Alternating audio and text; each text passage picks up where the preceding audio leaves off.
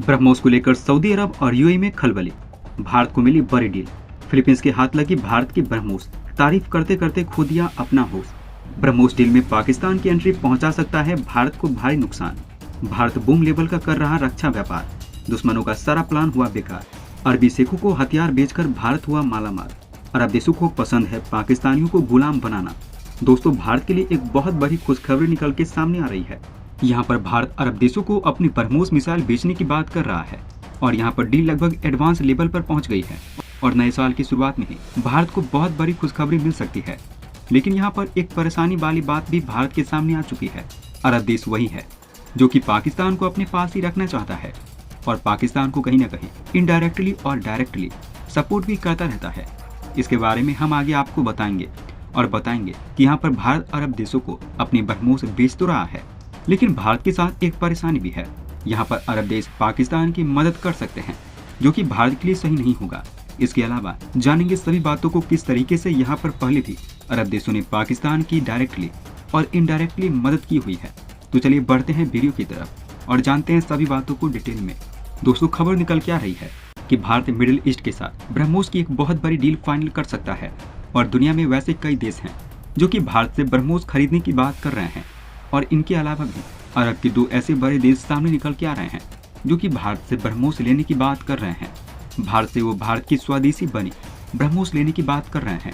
यहाँ पर बातचीत एडवांस स्टेज पर पहुंच चुकी है।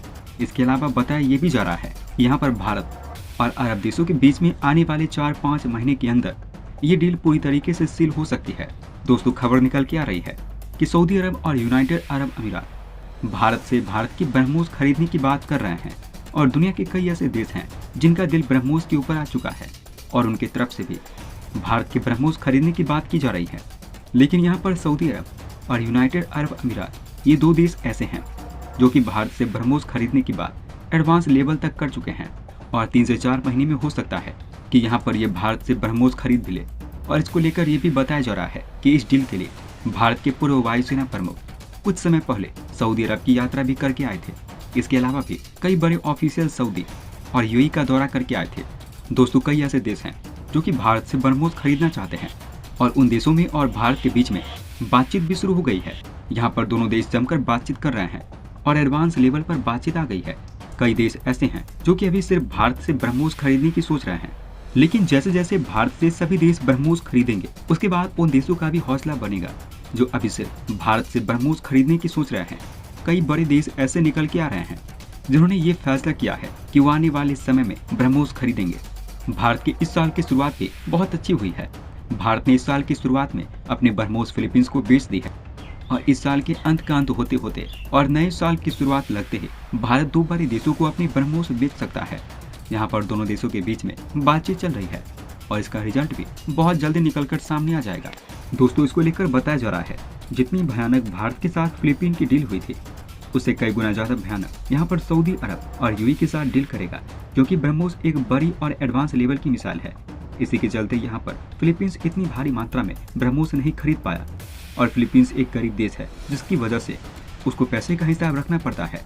लेकिन यहाँ पर सऊदी अरब और यूएई ये दोनों अच्छे खासे अमीर देश हैं और ये बड़ी मात्रा में भारत से ब्रह्मोस खरीदेंगे और जो भी देश भारत से ब्रह्मोस खरीदता है उस देश की तरफ से हमेशा ही भारत के ब्रह्मोस की तारीफ की जाती है, जिसकी वजह से लगातार दुनिया के कोने कोने से ब्रह्मोस की मांग उठती हुई चली जा रही है और कई देश ब्रह्मोस के लिए भारत के आगे आकर खड़े हो जाते हैं कि हमें भी ब्रह्मोस चाहिए।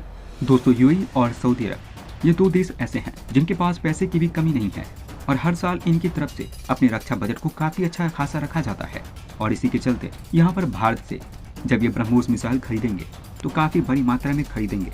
इस चीज से भारत को काफी ज्यादा फायदा भी मिलेगा।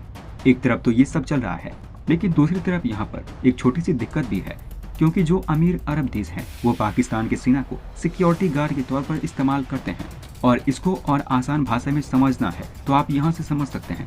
इस समय जो कतर में फुटबॉल वर्ल्ड कप 2022 चल रहा है उसमें भी हजारों पाकिस्तानी गार्ड के तौर पर इस्तेमाल किए जा रहे हैं और इसके बदले पाकिस्तान की अच्छी कमाई भी हो जाती है।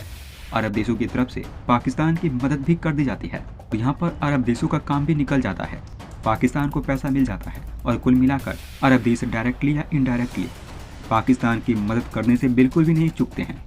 सिर्फ इतना ही नहीं, पाकिस्तान के जो बड़े बड़े अधिकारी हैं और जनरल होते हैं, उन्हें भी किराए पर अरब देश खरीदा करते हैं। आज से कुछ समय पहले सऊदी अरब में जब यमन के कुछ विद्रोही लड़ाकों के खिलाफ हमला छिड़ा था, तो इसमें भी इसकी कमान भी पाकिस्तान के पूर्व आर्मी चीफ को दी गई थी। और इसका परिणाम कुछ ऐसा निकल के आया कि यहाँ पर सऊदी अरब आज तक मुट्ठी भर के विद्रोहियों को हरा नहीं पाया। और यहाँ पर सऊदी अरब हर साल अपनी सेना के ऊपर भारतीय सेना से ज्यादा पैसा खर्च करता है, लेकिन फिर भी यहाँ पर सऊदी अरब को हार का सामना करना पड़ गया। इस चीज से आप समझ गए होंगे कि पाकिस्तान की सेना की एनवायरनमेंट अरब देशों के साथ कितनी ज्यादा जुड़ी हुई है। और भारत सरकार सऊदी अरब और यूएई को अगर कोई भी हथियार या टेक्नोलॉजी बेच रहा है, तो ऐसे में भारत को ये पता कर लेना चाहिए कि सऊदी अरब से ये टेक्नोलॉजी पाकिस्तान तक ना पहुंच जाए, नहीं तो ऐसे में भारत को काफी ज्यादा दिक्कतों का सामना करना पड़ सकता है। वैसे इस विषय में आपकी क्या राय है? क्या कभी अरब देशों की तरफ से पाकिस्तान को भुलाया जा सकेगा या फिर नहीं? आप अपनी राय हमें नीचे कमेंट बॉक्स में लिखकर अवश्य बताएं।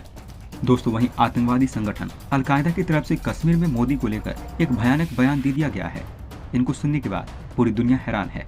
अलकायदा की क्षेत्रीय शाखा अलकायदा इन इंडियन सब कॉन्टिनेंटल ने कश्मीर में भारत सरकार की सफलता को स्वीकार कर लिया है। अपनी आधिकारिक मैगजीन में अलकायदा ने कहा कि भारत सरकार कश्मीर में सफल साबित हुई है। इसके अलावा अलकायदा ने कश्मीर में आई आतंकवादी गतिविधियों में कमी को देखते हुए जमकर पाकिस्तान के ऊपर अपनी भड़ास निकाली है। इनके अलावा मैगजीन में हमें ये भी देखने को मिला है कि 1999 में भारत और पाकिस्तान के बीच में कारगिल युद्ध हुआ था, जिसमें पाकिस्तान की सेना बुरी तरीके से हार गई थी। उस चीज को भी लेकर इस मैगजीन में पाकिस्तान की सेना का बुरी तरीके से मजाक उड़ाया गया है। दोस्तों, सिर्फ इतना ही नहीं, भारतीय सेना की ताकत को देखकर अलकायदा की तरफ से कुछ ऐसा बयान दे दिया गया है जिनको सुनना और समझना हमारे लिए काफी अहम माना जा रहा है। यहाँ पर अलकायदा की तरफ से ये कहा गया है कि पाकिस्तान के सभी मुसलमानों को एकजुट होकर यहाँ पर फिर से कश्मीर में आतंकवाद को फैलाना चाहिए। जिस तरीके से भारतीय सेना ने आतंकवाद पे कश्मीर के ऊपर रोक लगा रखी है, यहाँ पर आतंकवादी पर भी नहीं मार सकते। इस चीज को देखते हुए अलकायदा को सुकून नहीं मिल रहा है। यहाँ पर अलकायदा की तरफ से पाकिस्तान के मुसलमानों को भड़काने का काम किया जा रहा है और फिर से कश्मीर में आतंकवाद फैलाने की बात की जा रही है। दोस्तों, ये बात आपको भी पता होगा कि भारत सरकार को इतनी बड़ी कामयाबी अचानक नहीं मिली है। इसके लिए भारत सरकार ने काफी लंबा विजन देखा हुआ था और इसके लिए भारत सरकार ने 3 जगहों से मोर्चा संभाला हुआ था। सबसे पहले भारत की तरफ से बड़ा कदम उठाते हुए कश्मीर से धारा 370 को खत्म कर दिया गया था। इसके बाद जो बड़ा कदम उठाया गया वो सेना और कूटनीति की तरफ से उठाया गया। बाकी काम इन्हीं दोनों की सहायता से किया गया और आज आप देख सकते हैं कि कश्मीर में आतंकवादियों की किस तरीके की हालत हो रही है। कश्मीर से धारा 370 हटते ही भारतीय सेना ने आतंकवाद पर जमकर वार किया है। पाकिस्तानी आतंकी और कश्मीर में जन्मे आतंकी को चुन चुन कर मारा गया है। ये बात किसी से नहीं छुपी है।